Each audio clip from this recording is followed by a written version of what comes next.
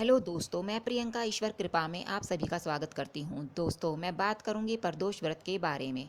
प्रदोष व्रत यानी रविवार 12 जून के व्रत के बारे में। तो दोस्तों, इस प्रदोष व्रत में आप ऐसा कौन सा उपाय करेंगे जिससे आपकी मनोकामनाएं मात्र 5 प्रदोष के अंदर अंदर ही पूर्ण हो जाएंगी। और सबसे बड़ी चीज़ मैं बता रही हूँ, देखिए, हर दिन के अनुसार अलग अलग प्रदोष व्रत आते हैं, अलग अलग प्रदोष के अलग अलग फल होते हैं। उन सब प्रदोष व्रतों में सबसे अधिक सर्वश्रेष्ठ व्रत रवि प्रदोष व्रत कहलाता है। यानी कि रविवार के दिन पड़ने वाले प्रदोष व्रत को रवि प्रदोष व्रत के नाम से जाना जाता है और इस प्रदोष को सभी प्रदोषों का राजा कहा जाता है।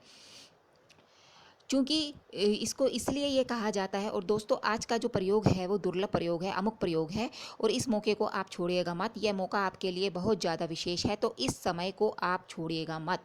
और इस प्रदोष में यदि हम कोई कामना हमारी कोई कामना चल रही है, कोई जैसे आपके मन में दुविधा जद्दोजहद चल रही है, आप बहुत टाइम से परेशान है, सिर दर्द बना हुआ है आपका कोई काम जो कि पूरा नहीं हो पा रहा है, तो इस प्रदोष व्रत से आप प्रारंभ कर लीजिए।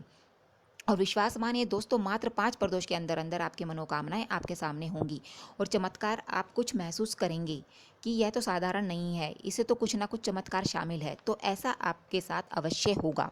तो इस प्रदोष व्रत को जाया न जाने दें। और प्रदोष काल का समय क्या है, किस समय आप पूजा करें, पूजा विधि क्या है, और यदि आप व्रत रखते हैं तो भी आप क्या उपाय करेंगे, सारी जानकारियाँ जो भी प्रदोष व्रत से जुड़ी हैं जो आपको इस वीडियो में मिलेगी। प्लीज़ वीडियो अगर आपको अच्छी लगे तो लाइक शेयर सब्सक्राइब करना ना भूलें।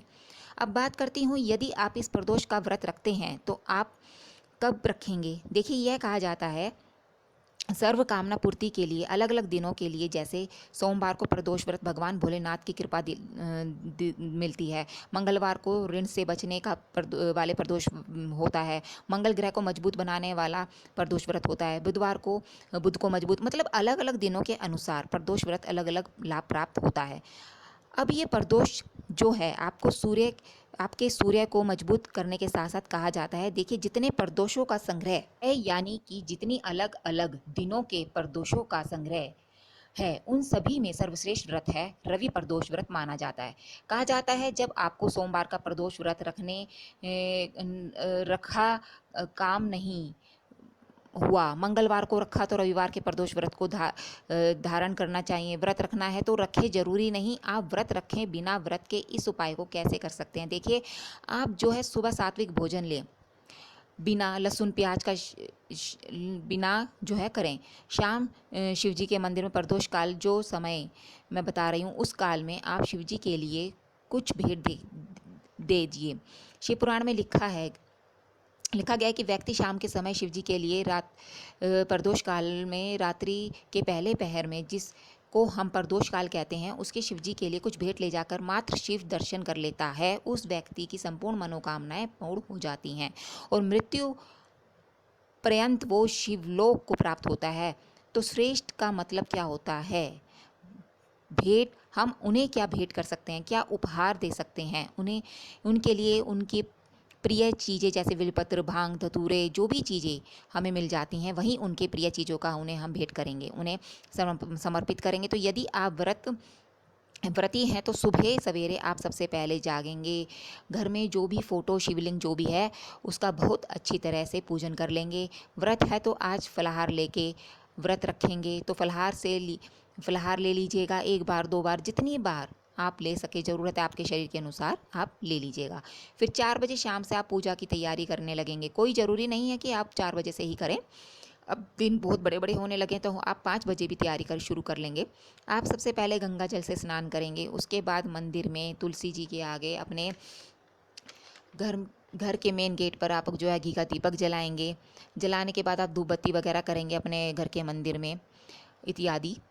फिर आप जो है प्रदोष की पूजा जो होती है वो घर में भी ज़रूरी होती है। अलग अलग दिनों के अनुसार अलग अलग कथा पढ़ते हैं, मंत्र जपते हैं। जैसे आपको लगता है शिव जी की मूर्ति है, शिवलिंग है, तो आप स्नान कर लीजिए, पंचामृत से स्नान करा लीजिए। उसके बाद आप शिवलिंग पर पत्र चढ़ाएं, अक्षत चढ़ाएं, जो है फूल चढ़ाएं, भस्म चढ़ाएं, जो चीज़ें मिल जाए, जो चढ़ाए घर में, वैष्णो के प्रदोष की कथा पर सुन लीजिए आप, या फिर कह लीजिए, वैसे तो स्वयं पढ़ने का महत्व ज़्यादा है। पुराणों में बताया गया है कि जो कथा है वो आप स्वयं पढ़ लें तो उसका महत्व बहुत ज़्यादा होता है। प्रदोष की जो किताब आती है उसमें दिनों के अनुसार कथा होती है, जैसे सर्वसाधारण के लिए जो सुने वाली कथा भी होती है, कथा पढ़ लीजिए। उसके बाद दोस्तों एक काम कर लीजिए, घर के मंदिर में दीपक जलाइए और तब मंदिर में जाकर शिवलिंग पर पंचामृत से स्नान कराइए। स्नान के बाद दूध, जैसे पंचामृत में दूध, दही, घी, शक्कर, शहद आदि इत्यादि होता है। फिर शुद्ध जल से स्नान कराएं, इत्र चढ़ाएं, बिलपत्र चढ़ाएं, धतूरा चढ़ाएं, फूल चढ़ाएं, फल चढ़ाएं और उसके बाद फूल अवश्य चढ़ाएं और आंकड़े का सफ़ेद फूल अवश्य चढ़ाएं। हो सके तो मंदिर में बैठकर ओम नमः शिवाय का जाप करें, महामृत्यु मंत्र का जाप करें। विशेष उपाय की बात करते हैं, काले तिल ले लीजिए। कितने काले तिल? 5 चुटकी काले तिल 1 लोटा जल में डालें और जो है महादेव का अभिषेक कीजिए। यह अभिषेक आपको कब करना है? जब पंचामृत से अभिषेक करावें, उसके बाद इस जल से आप शिवलिंग पर अभिषेक करावें। दोस्तों ये आपकी मनोकामना कहते हुए शिव जी पर जो है जल चढ़ाएं। इससे आपको बहुत ज्ञान भी मिलेगा। शिव पुराण में काले तिल का बहुत ज्ञान बताया गया है, संभव हो तो आप भी पढ़ लीजिएगा। काले तिल का उसमें बहुत महत्व बताया। काले तिल को दूध में या जल में ही चढ़ाना चाहिए, सूखा नहीं चढ़ाना चाहिए। तो दोस्तों आशा करती हूँ आपको मेरी ये दी गई जानकारी अच्छी लगी होगी और आप मेरे चैनल को सब्सक्राइब और शेयर और लाइक करना ना भूलिएगा। धन्यवाद।